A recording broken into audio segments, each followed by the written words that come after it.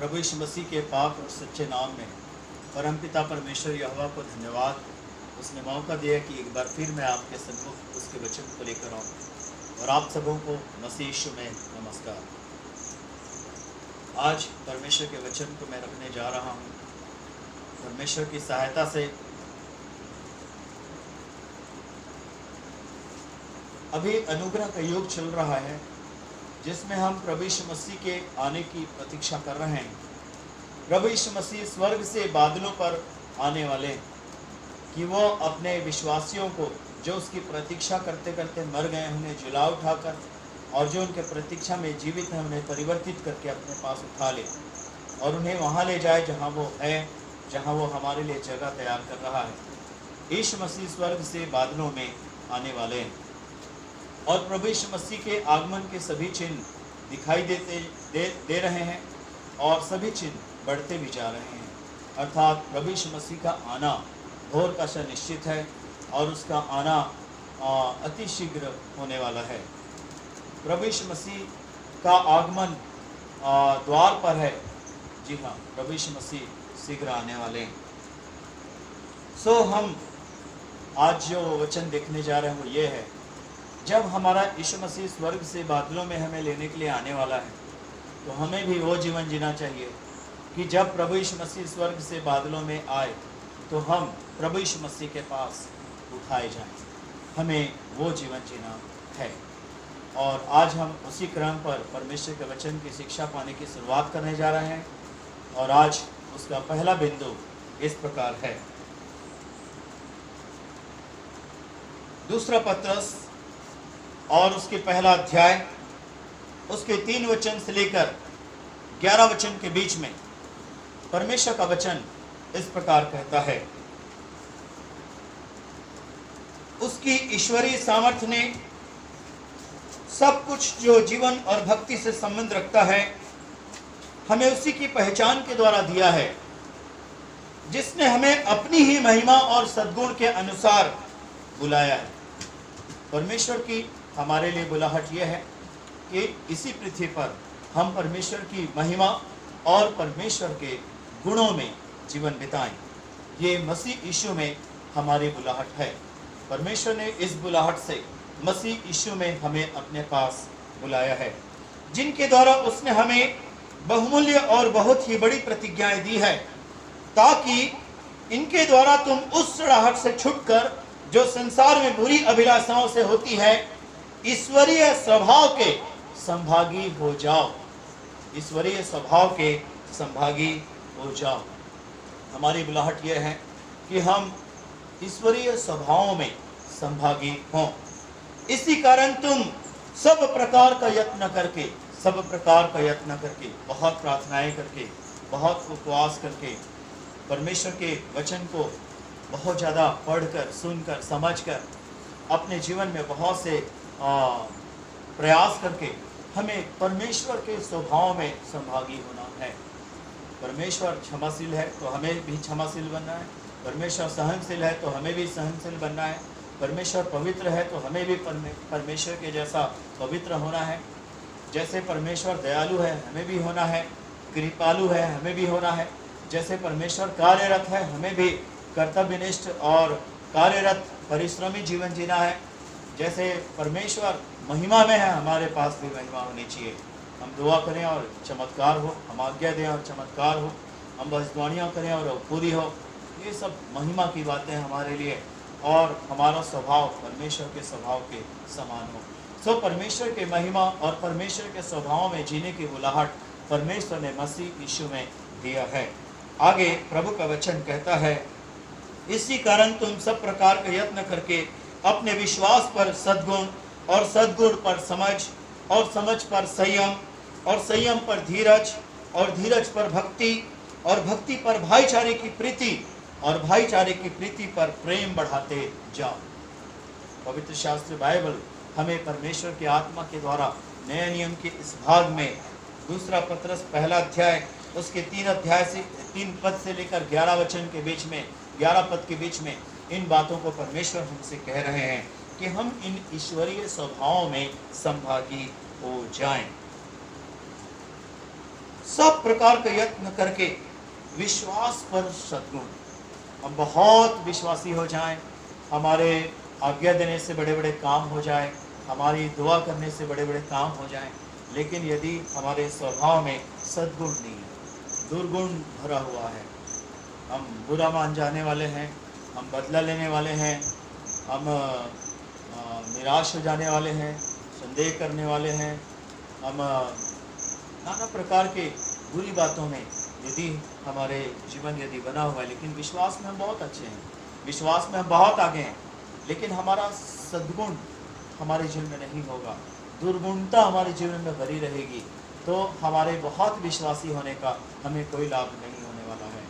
सो Bible हमको शिक्षा दे रही है, जैसे तुम विश्वासी बन गए हो वैसे तुम ईश्वर के स्वभावों से भी भरते जाओ, परमेश्वर के स्वभावों से भी भरते जाओ। जी हाँ, ये परमेश्वर का वचन हमको शिक्षा देता है और ये बहुत बड़ी शिक्षा है। आज लोग विश्वासी हो जाते हैं, आज लोग परमेश्वर के महिमा और सामर्थ्य में जीने लग जाते हैं, लेकिन परमेश्वर के स्वभाव से भरा जीवन को खोने लग जाते हैं। यीशु मसीह ने ये नहीं कहा कि तुम चिन्हों और चमत्कारों से तुम पहचाने जाओगे। यीशु मसीह ने एक बात कहा कि तुम फलों से पहचाने जाओगे। पेड़ फलों से पहचाना जाता है।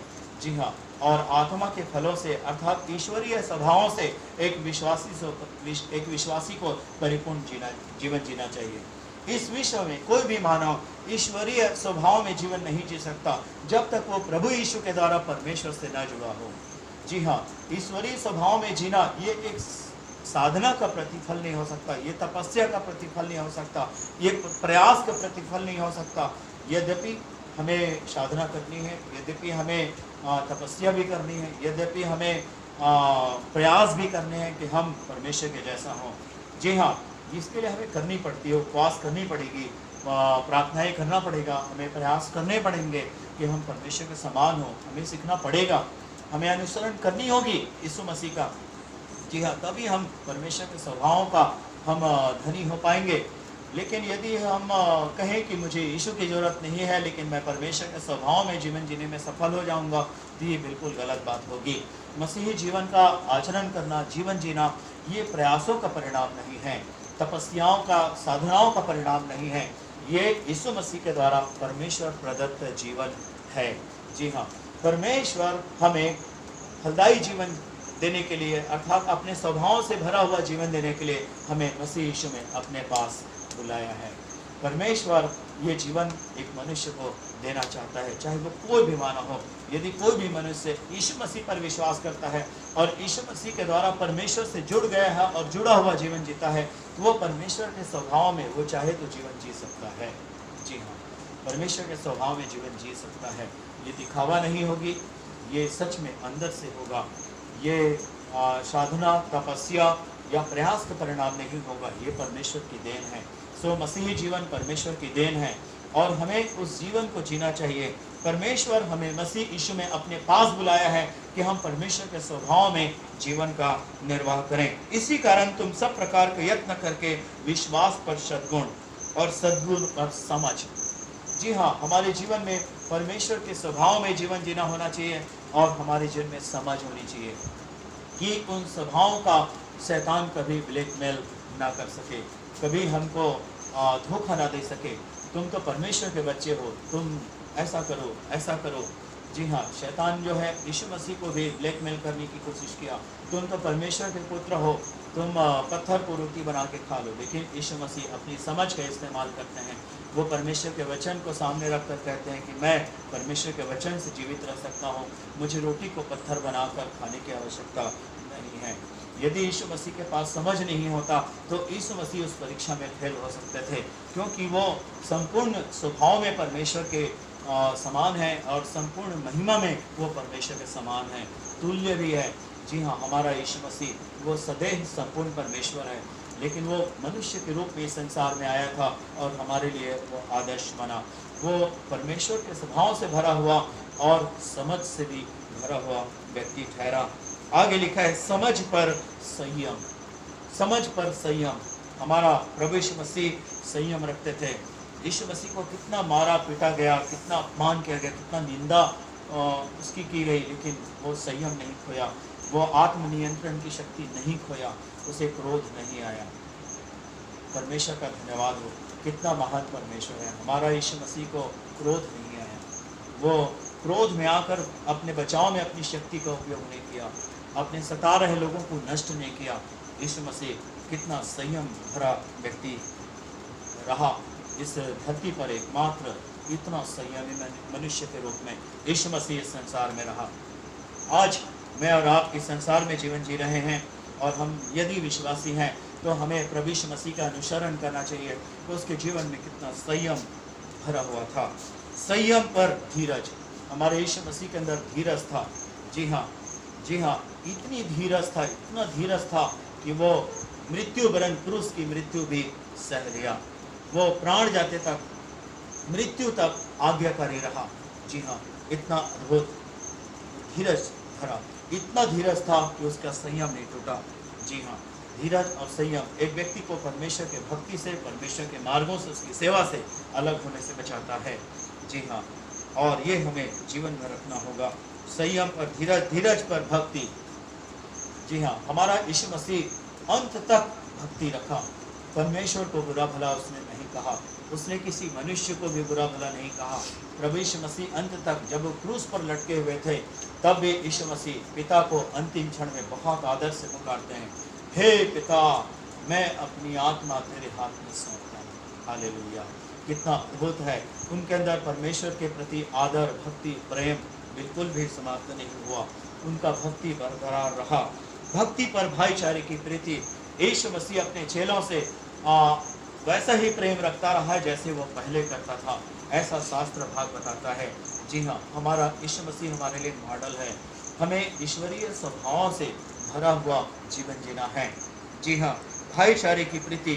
जी हाँ, जीवन भर हमें अपने लोगों से प्यार करना है, चाहे वे हमारे लिए गलत भी क्यों ना हो, चाहे वे हमारे लिए गलत भी क्यों ना हो। हाँ, लेकिन हमें उनसे प्रेम रखना है। जी हाँ, जी हाँ, हम सावधानियाँ बरत सकते हैं। जी हाँ, हम दूरियाँ बनाए रख सकते हैं। जी हाँ, हम बुद्धिमानी के साथ व्यवहार कर सकते हैं ताकि हमें और कष्ट ना उठाना पड़े और हानियाँ ना सहनी पड़े। जी हाँ, लेकिन हम अलगाववाद नहीं अपना सकते, लेकिन हम प्रतिशोधवाद नहीं अपना सकते। जी हाँ, समय मिलने पर हमें उनके साथ भला करते ही रहना है जीवन भर, हमें उनके दुख सुख में खड़ा होते ही रहना है जीवन भर। ये परमेश्वर का वचन है।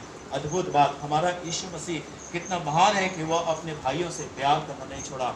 जी हाँ, प्रभु यीशु मसीह यूहन्ना 13 अध्याय उसके पहले वचन में लिखा हुआ है, जैसे वो पहले दूसरे वचन में, जैसे वो पहले अपने लोगों को प्यार करता था, वैसे ही अंत तक वो प्यार करता रहा। यीशु मसीह जी उठने के बाद भी, यीशु मसीह जी उठने के बाद भी अपने भाइयों की सुधि लेते हैं। वो मरियम मगदलिनी से कहते हैं, जाओ मेरे भाइयों को बताओ कि मैं अपने और तुम्हारे परमेश्वर के पास जाता हूँ। कितना अद्भुत बात है। प्रभु यीशु मसीह अपने चेला पतरस से कहता है, जब तू फिरे तो मेरे भाइयों को दृढ़ करना। कितना अद्भुत बात है। यीशु अपने भाइयों से प्यार करना नहीं छोड़ा, प्रीति नहीं छोड़ी।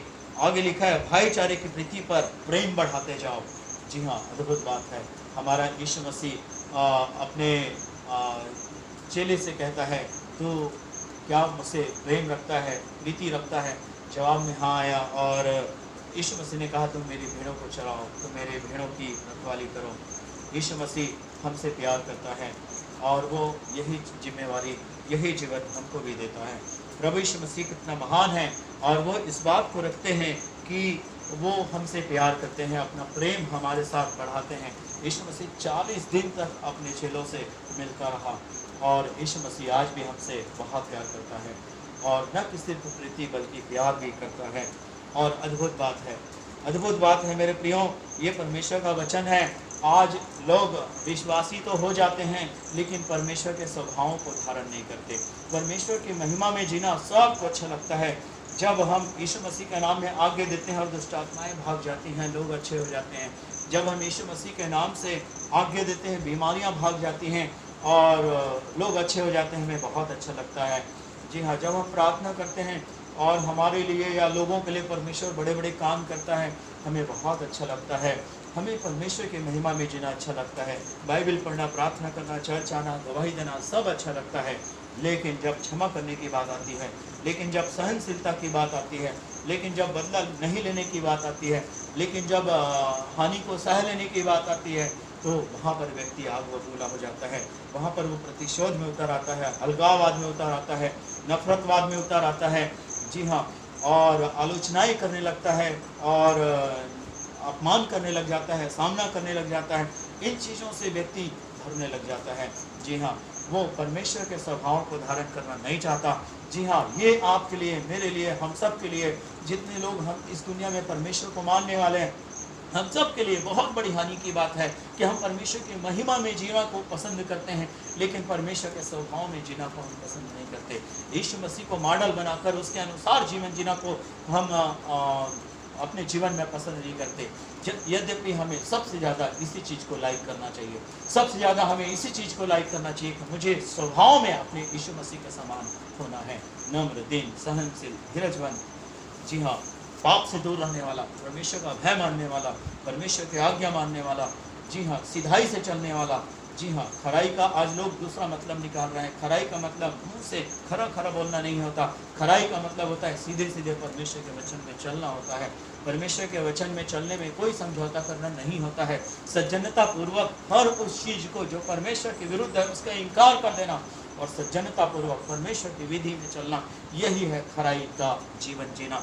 जी हाँ, यही हमें परमेश्वर की दया से करना है। जी हाँ, परिणाम स्वरूप 8 वचन में ऐसा लिखा हुआ है। 8 वचन में ऐसा लिखा हुआ है।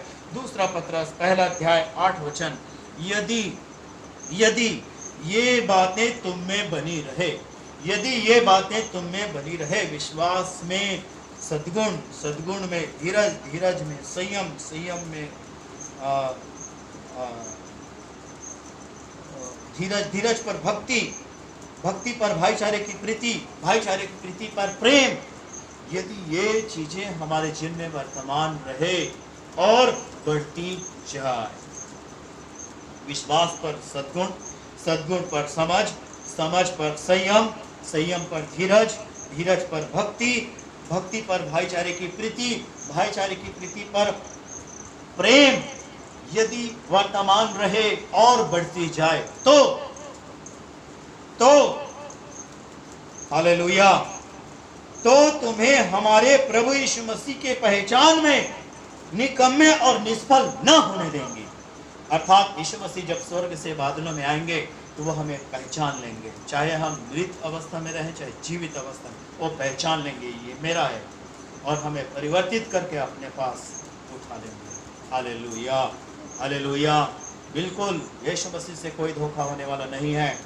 यदि ये बातें हमें वर्तमान रहे और बढ़ती जाए, यदि ये बातें हमें बनी रहे और बढ़ती जाए, तो यीशु मसीह के आगमन पर हम पहचान लिए जाएंगे कि हम यीशु मसीह के लोग हैं और यीशु मसीह हमें अपने पास चाहे जिला उठाकर चाहे परिवर्तित करके अपने पास उठा लेंगे। क्योंकि जिसमें ये बातें नहीं वह अंधा है। विश्वासी तो है, परमेश्वर की महिमा में जीना आ गया है उसको, लेकिन उसके विश्वास में ईश्वरीय स्वभाव नहीं है। यीशु मसीह के स्वरूप का जीवन उसके जीवन में नहीं है, समानता का जीवन है।